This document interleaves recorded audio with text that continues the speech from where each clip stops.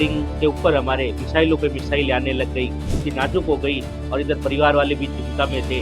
एक दो मिसाइल हमारे बिल्डिंग के जस्ट बिल्डिंग के पास डिस्पोज हुआ तो हम उस समय बहुत ही भयभीत हो गए थे। उसी टाइम डिसीजन लिया कि हम हाथों हाथ निकल जाएं। उधर हमारा खुद का प्रैक्टिसिंग फर्म है और हम उसी टाइम शनिवार की रात बहुत ही एकदम अनिश्चितता के साथ घर आए कि ठीक है, सब नॉर्मल लग रहा है। पर जैसे हमने 9-10 बजे तक ये हमारी चीज़ें बहुत ही ईरान ने जो अटैक किया था हमारे ऊपर, तो वो चीज़ें बढ़ती गई, मिसाइल्स आते गए। हमने उसको पहले नॉर्मल लिया और बाद में इस न्यूज़ को हमने इग्नोर किया। हमने सोचा कि गलती से एक दो मिसाइल आया होगा।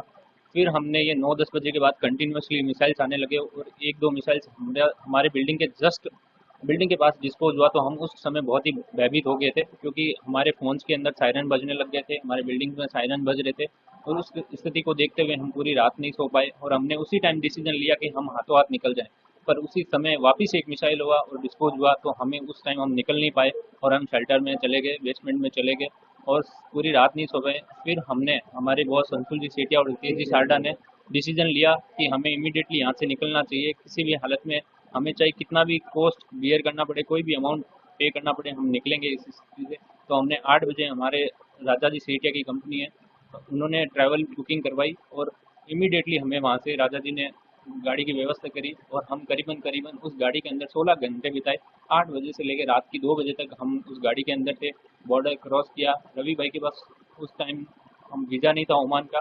उन्हें करीबन करीबन वहाँ की यूएई की सिक्योरिटीज़ ने, अथॉरिटीज़ ने हमने बहुत सपोर्ट किया। उन्होंने कैसे भी करके हमें 8 घंटा वेट करवा के उन्होंने हमें वीज़ा दिया।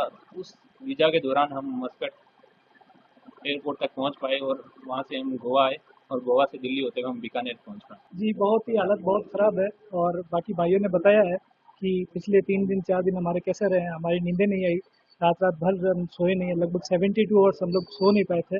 और भाई अंशुल जी और रितेश जी साइड इनका बहुत सपोर्ट रहा हमारे लिए कि हम लोग पूरे ग्रुप में आराम से आ पाए। मैं आप मीडिया के माध्यम से ये बोलना चाहता हूँ कि आपको पूरी पुरानी स्टोरी बताई है इन लोग ने, लेकिन मैं आपको बताना चाहता हूँ कि मेरा खुद का टूर एंड ट्रेवल्स का काम है और मैंने यहाँ पहुँचने के बाद में लगभग 150 से 170 लोगों को सुरक्षित इंडिया पहुँचाने का काम किया है। और भी मैं मीडिया के माध्यम से बोलना चाहता हूँ, और भी कोई लोग फंसे हुए हैं और जो मेरा वीडियो देख पा रहे हैं तो मेरे को कॉन्टैक्ट करें। मेरा नंबर है 7793048593।